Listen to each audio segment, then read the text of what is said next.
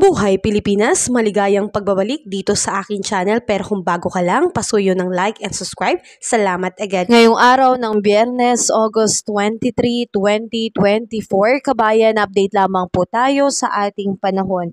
Ito nga pong minomonitor natin na tropical cyclone o bagyo sa labas ng Philippine Area of Responsibility ay huling namataan sa layong 2,085 km east of Central Luzon. Ito po ay may lakas na hangin na aabot ng 85 km at meron din po itong bugso ng hangin na aabot naman po ng 100 km per hour.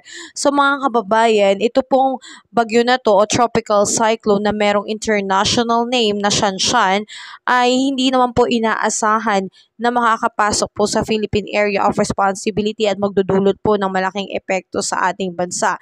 Dahil kung ito man ay magbabago ng direksyon, malamang ay sa may borderline lamang po ito ng papasok. At kung magkaganon man, ito po ay tatawagin nating bagyong Enteng.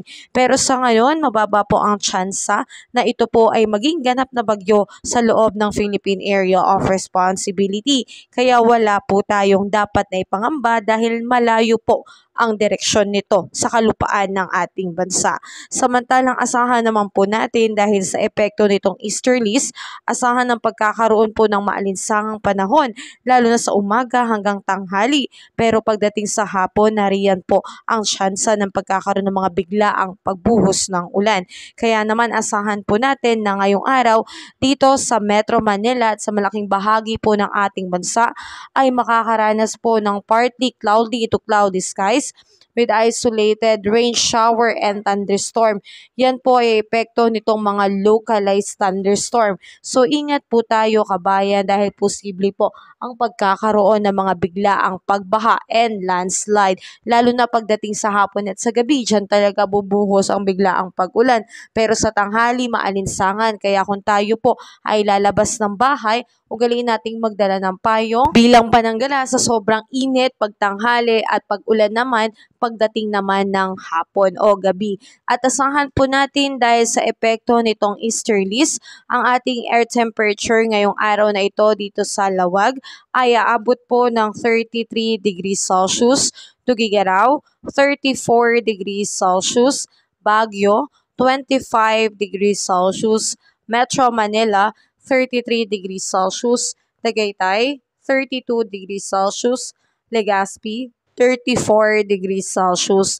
Dito naman din po sa may Visayas and Mindanao, asahan ng pagkakaroon po ng maaliwalas o magandang panahon. Kaya ang ating air temperature dito sa Calayan Island at Puerto Princesa ay abot po ng 32 to 33 degrees Celsius.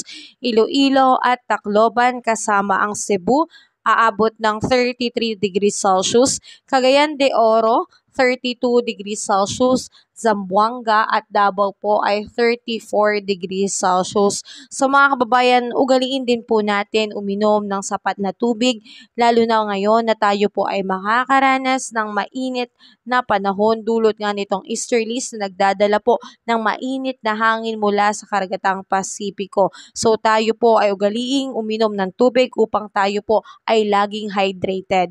So mga kababayan, asahan po natin na ngayong buwan din po ayon sa Pag-asa, merong isa o dalawang bagyo na papasok po sa Philippine Area of Responsibility. At kung may papasok man, ito po yung tatawagin nating bagyong Enteng.